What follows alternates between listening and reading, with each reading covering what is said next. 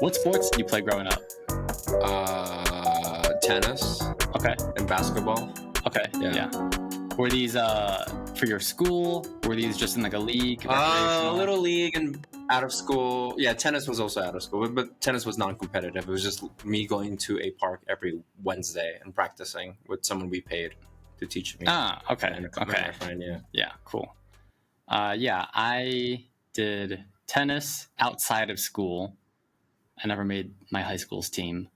And then I did track and field all throughout high school. Okay. Not because I was like good at it, just because it was like a thing to do. And like my friends were doing it, and it was a sport, and it was just a way to kind of like shit around and like hang out with your friends after school. Okay. Would you consider skateboarding?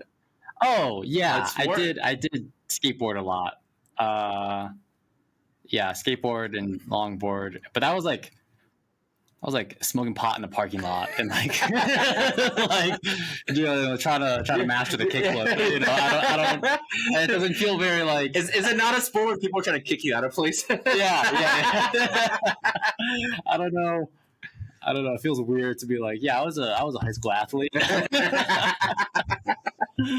Well, today we're talking about a fun topic. What sports do rich kids play? Okay. Here at Bad Content, we're always asking the most important questions. Yes. Which monkeys do hard drugs? What are Joe Rogan fans like? Yeah. What? Some great food takes? Yeah. How do you take your coffee? Yeah. What kind of waffle cone is this? Yeah. Welcome to Psych Papers, podcast of Bad Content, where we discuss controversial and interesting psychology studies and concepts. Jesus. I'm Chris Cole. I have a PhD in psychology, and this is my co-host, Joseph Taharan. Hey, I'm Joseph, and I'm his friend. In today's episode, we're going to be talking about a study that we conducted on how what sports you played in high school relate to your household income when you were in high school. Okay. Specifically, how the sports you played in high school are associated with your household income when you were in high school. Or in other words, what sports did the rich kids play? Okay. So 500 U.S. high school graduates were invited to a study on sports that they played in high school. So they had to be a graduate of a high school in the U.S. And we asked them the question, what sports did you play while in high school? Select all that apply. So this could include, playing sports not for your school necessarily, but in a league or whatever, for recreation. I picked the top 20 most popular U.S. high school sports. Quickly going through them. Baseball, basketball, cheerleading, cross country, dance/drill, field hockey, football, golf, gymnastics, hockey, lacrosse, skiing and snowboarding, soccer, softball, swimming and diving, tennis, track and field, volleyball, wrestling, and I included yoga, even though that's not a high school sport. But I figure that's just like competitive yoga. I figured that's just a physical activity that a lot of people do nowadays, and I would be curious to see how it interacts with all these others. Okay. What's field hockey? Field hockey? Yeah, what's the difference between actual hockey? Field hockey is on like a field, like a turf field or on a grass field, not on an ice rink. Okay. And they have these kind of wooden. It's basically like hockey sticks, but they're shaped slightly differently. Okay. And they're hitting around like a ball. Okay. It's very similar, but they're running around instead of skating around. Okay. Gotcha. Mm-hmm. Okay. I'm already going to tell you that's a restricted sport. I'm going to spoil it. For Okay. Yeah. You have any other guesses? Yep. You have any other guesses? Yeah, I can tell you. yeah. Tell me all of them. Okay. Skiing and snowboarding, definitely a rich kid sport. Lacrosse is definitely a rich kid sport. I feel like every school has a track and field. If you can run around the school, that's already already track and field. Yeah. And I think wrestling is also going to be up there as a rich kid sport as well. Yeah. Okay. Cool. Well, so we asked what sports they played in high school. Sorry, gymnastics definitely a rich kid sport. Okay. Yeah. All right. That's like half of them. The other half, not rich kids. So, by the way, that's how I do my betting odds. 50-50, baby. Just a coin toss? Yeah, coin toss. Okay. Much as possible. Yeah. We also asked about parents' household income bracket when they were in high school. This is the main question. We also asked about parents' highest level of education achieved and the survey respondents' gender. Okay. So, to start off with some basic descriptive results. The most popular high school sports. Ever guess? Take a guess. Popular? Take a guess. Most popular, just period. Probably football. I would say football is probably the most popular. Okay, football. Yeah. Football is wrong. Basketball was the most popular U.S. high school. Okay. Yep. That is very surprising, yeah. Yep. I thought it would be football. Because most schools have like a culture around their football teams. Football was number 2. Baseball, big gap though. It is. Baseball was number 3, and then tennis, volleyball, soccer, and then all of the others. This is perceived popularity? Is that what this is? No. This is the response to the question, what sports did you play while in high school? Oh, popular amongst our participants. Yep. Okay. Yep.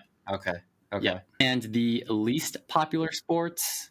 Didn't play? Least participated? Didn't play sports. Most people did something. But also wrestling, lacrosse, skiing, and gymnastics. These were much more rare for people to be participating in high school. Okay. I just want to say right now, just up top, I did try out for my high school basketball team. I had missed my freshman year and going into my sophomore year, the summer before I decided that I was going to try out. But I was extremely out of shape. I haven't played any recreational basketball in a while. Okay. So I went to the park every day and during the summer, just like trying to get better.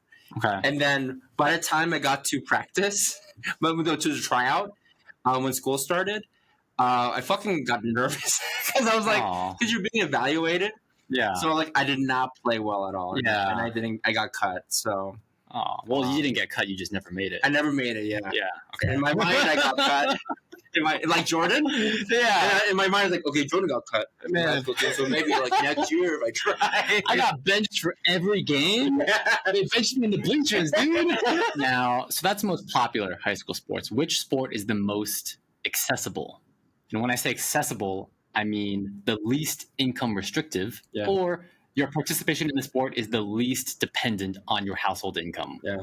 In other terms, what sports do rich kids play? Yeah. All right.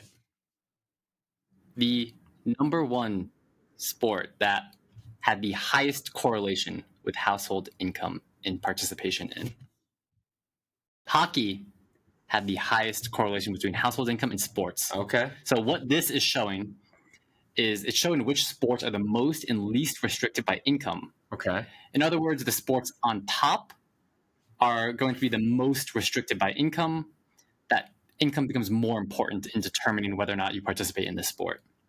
And the sports on the bottom are the least restrictive or the most accessible, whereas income doesn't make as much of a difference in determining if you're going to participate in these sports. So, soccer checks out because literally you just need anyone can play soccer as long as there's a field and you have two phones. Yeah, so soccer was the least income restrictive or the most accessible because literally you just need a ball. Yeah. It doesn't even necessarily need to be a ball. You don't even need a field. You just need land. Yep. You just need a large stage and just something that you can kick. Yeah. And if you want to get fancy, you can use like 2 sticks as your goals, right? So the beta estimates that you see on the graph here are the slope coefficients that represent the strength of the relationship between household income and participation in the sport. Okay. So hockey was number 1. Then baseball, cheerleading, cross country, and golf had the highest correlations with household income, showing that they're the most income restrictive. Yeah. And this kind of makes sense given the level of access to equipment and facilities that you need to participate in these sports. Yeah. Skiing, though, I'm surprised it wasn't higher. Yeah. Because skiing, you need a fucking a mountain. Mountain of all things. And it's not going to be accessible for a lot of places that don't even snow. Yeah. California, Southern California specifically, where I grew up, there's no way we would have been able to do that. Yeah. So hockey probably needs the most amount of equipment. requires everyone has to have skates, Yeah. hockey sticks, Access to a ring. a puck, Yeah. nets, or at least something for a goal, and a large area of ice. Yeah. Flat area of ice. Yeah. And that's minimum just to play the game. Yeah. If you're playing for a school or in a league, you also need like helmets, gloves, elbow pads, shoulder pads, shin guards, and probably a mouth guard and a cup. Yeah. Baseball being number 2, everyone has to have a glove. You need a baseball bat and a ball. It's a pretty big area to play in. And again, that's minimum just to play the game. Right. At a school or in a league, you need a batting helmet, cleats, and maybe some gloves and a cup. Now, on the other end, if you see sports that are the least income restrictive, dance/drill, gymnastics, track and field, basketball, and soccer had the lowest correlations with household income, showing that they're the most accessible to all people. In other words, income didn't matter as much in determining whether people participated in these sports. Gymnastics, that's surprising to me. Yeah. I didn't even know that was a high school sport. Yeah. Because I guess all these sports require very little equipment to participate in. I suppose, yeah. Your gymnastics, you just need, like... What do you need? Just maybe mats? Mats, yeah. And then the things, I don't know anything about gymnastics, but the things to hang on. The balance beam. All that stuff, yeah. The poles, the bars, Man, we clearly, asymmetrical bars or whatever.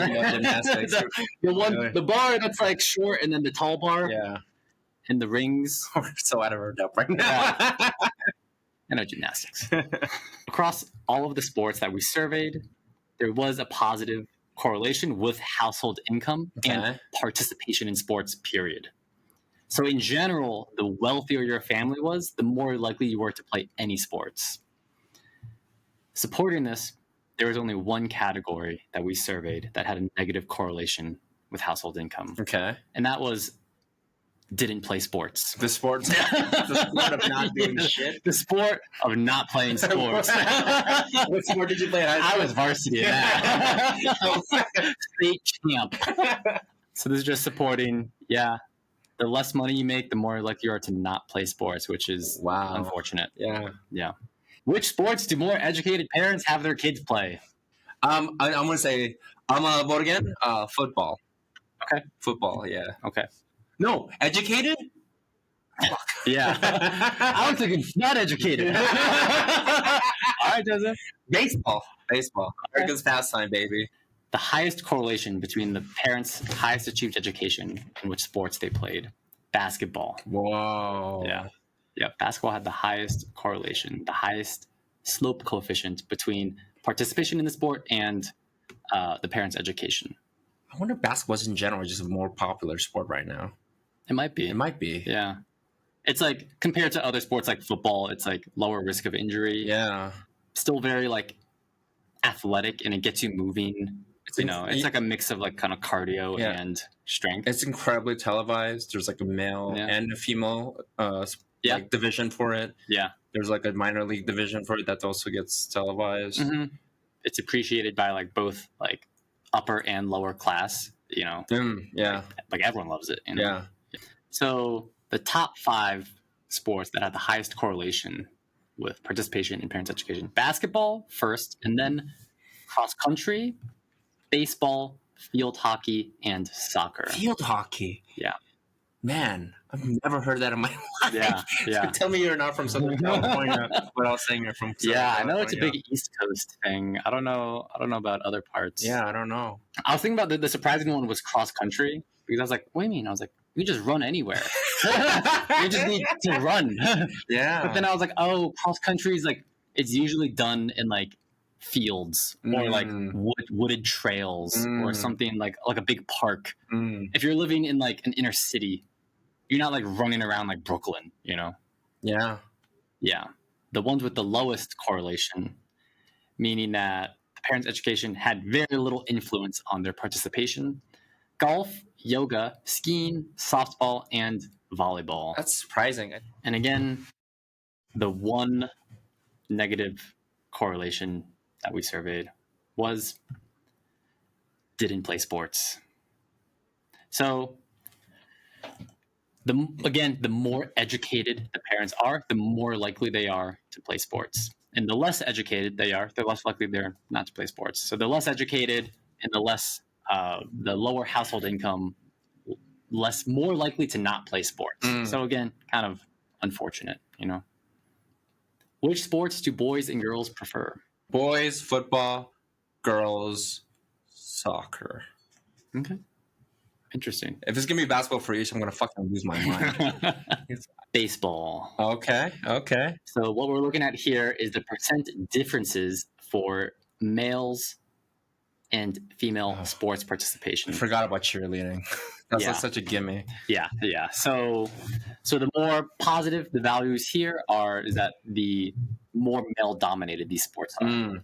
So a value of 0 would be meaning that there's an equal amount of boys and girls participating in the sport. Gotcha. 0.15 means that there's a 15% more males.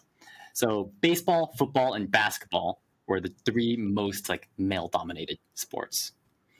And then the most female-dominated sports were cross-country, cheerleading, and field hockey. To be honest, I'm not even sure. I know my high school had a field hockey team. I'm not even sure if there was a male field hockey team. Is it mostly female? If it does exist? If it does exist, field hockey exists, dude. Sorry.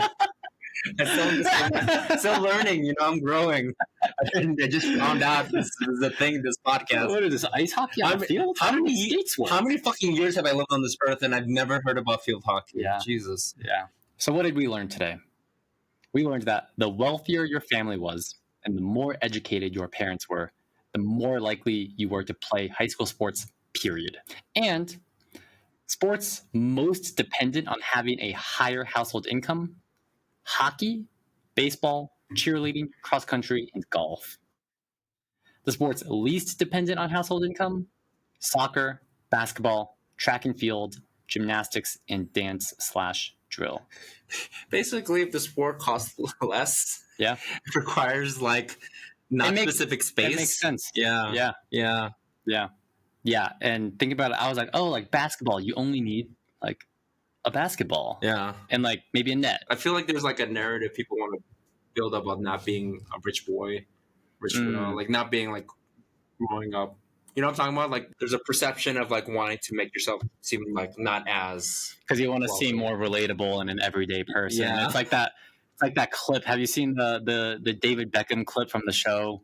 No. Where his wife is oh yeah, growing up, I was very working class. Uh-huh. And David Beckham oh, he calls her out, yeah. And he's no, don't lie. Because her dad grew. He was like, right? What car did your dad drive you to school in? Yeah. She was like, oh, it doesn't matter. And he's like, what car? Say it, one word. Say it. She's like, oh, fine. My dad took me to school in Rolls Royce. I was like, oh my god, it wasn't even I was thinking Mercedes or something. Even a nicer car. Yeah. Working class.